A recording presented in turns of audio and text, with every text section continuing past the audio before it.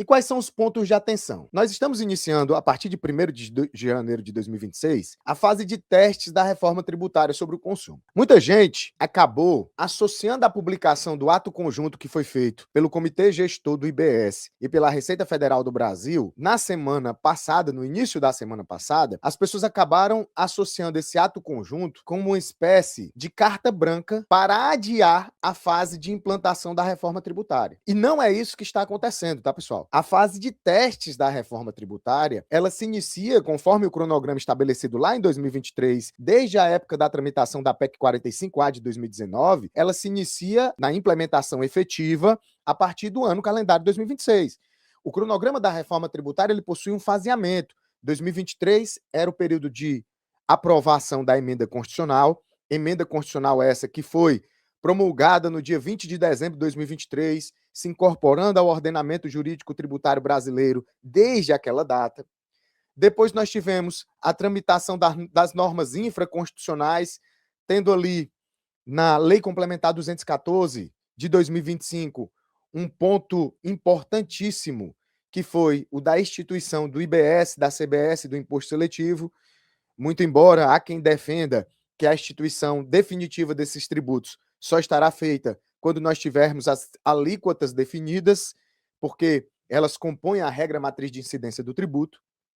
Mas, independente disso, a Lei 214 tem esse condão de instituir IBS e CBS Imposto Seletivo. Nós tivemos, ao longo de 2024 e durante o ano de 2025, a tramitação do PL 108, que trata da segunda fase da regulamentação da reforma tributária, PL esse já aprovado na Câmara dos Deputados e já aprovado no Senado Federal, e que está para a sanção presidencial. Pessoal, não me surpreenderia, tá? Eu não me surpreenderia.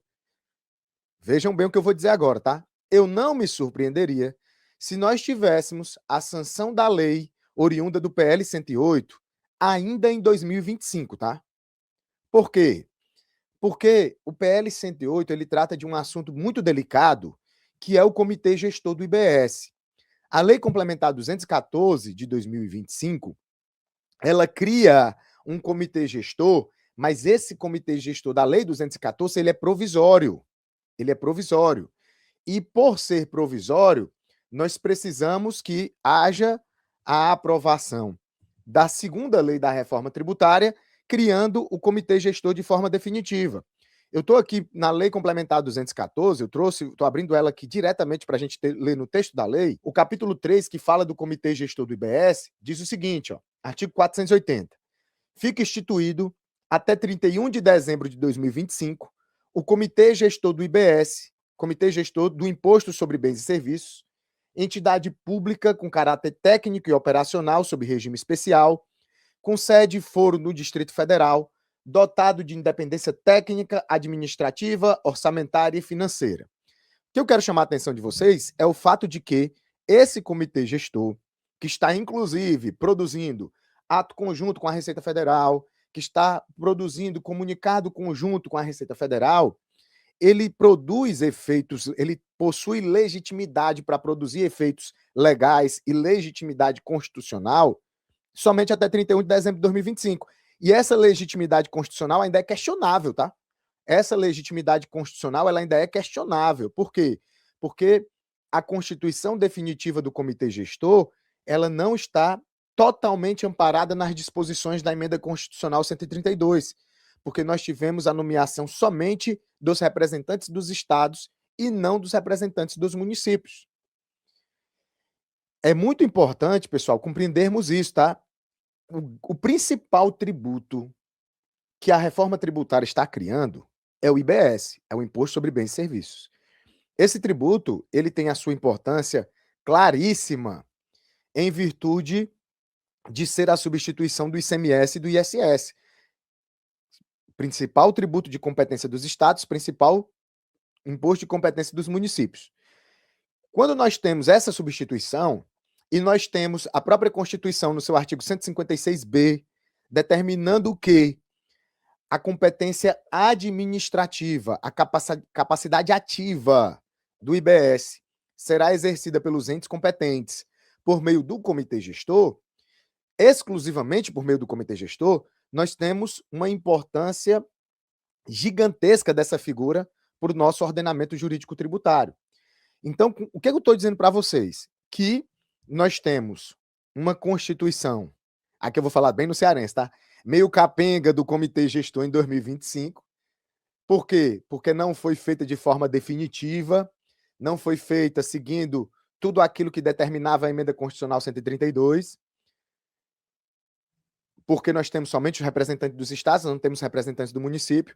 Isso acaba interferindo até mesmo no repasse de recursos públicos da União para o comitê gestor, que muito embora o presidente tenha liberado esses repasses, eles podem vir a ser questionados em virtude dessa possível inconstitucionalidade do comitê gestor atual. E nós temos a necessidade de um amparo para a criação do comitê gestor definitivo a partir de 1º de janeiro de 2026. Porque se a lei só for sancionada lá no dia 10 de janeiro, nós estamos do dia 1º ao dia 10 sem comitê gestor. Sem comitê gestor. Então, ou pelo menos sem a sua legalidade, né? Pelo menos sem a sua legalidade. Ele existirá porque tem CNPJ, mas ele não possui a legitimidade completa. Então, pessoal, nós temos essa expectativa de que a lei oriunda do PL 108 de 2024, ela seja sancionada logo. Então, eu não me surpreenderia, repito, se isso acontecesse ainda esse ano. Professor, pelo amor de Deus, não aguento mais, esse ano tem que acabar, é novidade uma atrás da outra. Pessoal, se vai sair esse ano ou na semana que vem, 2026, isso não faz diferença, né? Isso não faz diferença. Então, o que importa para a gente é continuar se atualizando, continuar estudando, continuar nessa mesma pegada aí de atualização.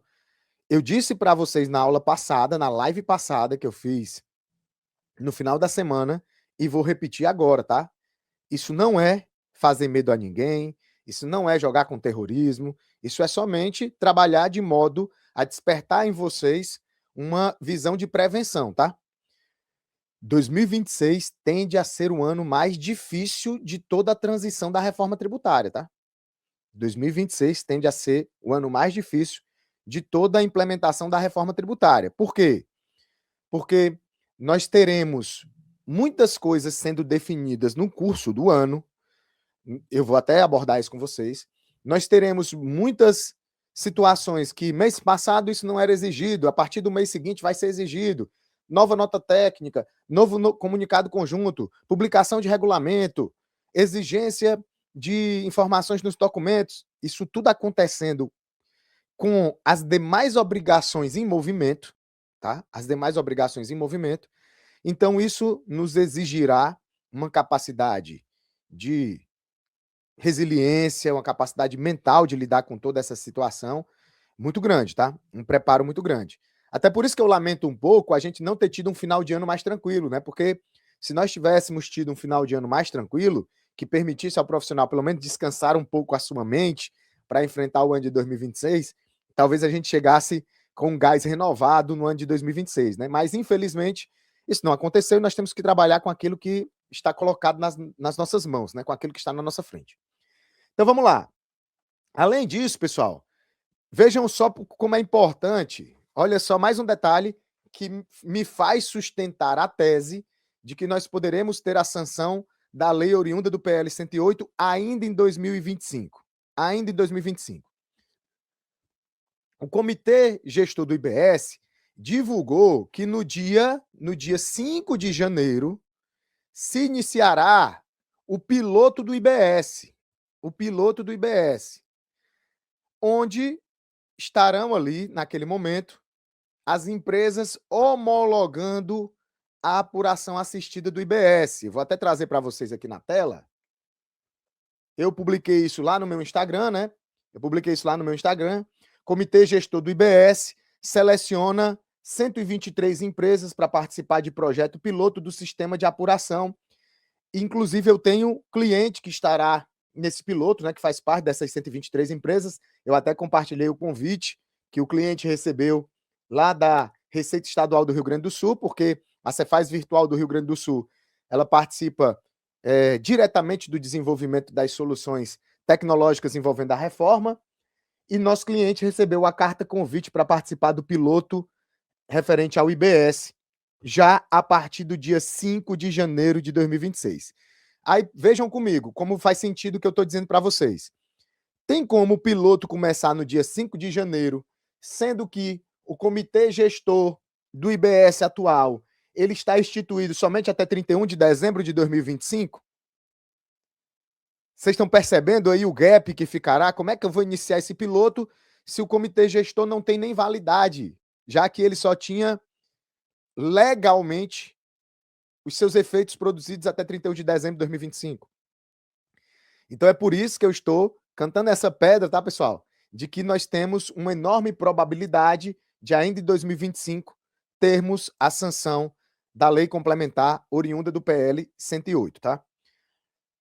Já falei para vocês, começa o piloto do IBS lá no dia 5 de janeiro de 2025, tá? 5 de janeiro de 2026, perdão.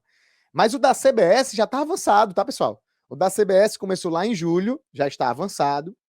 Não está na velocidade que nós esperávamos, tá? Não está na velocidade que nós esperávamos. Eu estou participando do piloto da CBS também, com 3 clientes, desde o mês de julho. Nós estamos lá fazendo homologações, fazendo testes, mas ainda é muito fraco, tá? Ainda está muito superficial, porque nós ainda não conseguimos trabalhar com múltiplos tipos de operações, nós não conseguimos simular muitas operações no ambiente da apuração assistida, mas a tecnologia ela está pronta. Eu estou falando aqui exclusivamente dos testes. Os testes é que ainda estão num limiar de superficialidade, mas a ferramenta ela já possui profundidade, então a tendência é que isso seja feito assim com muita tranquilidade nos próximos meses.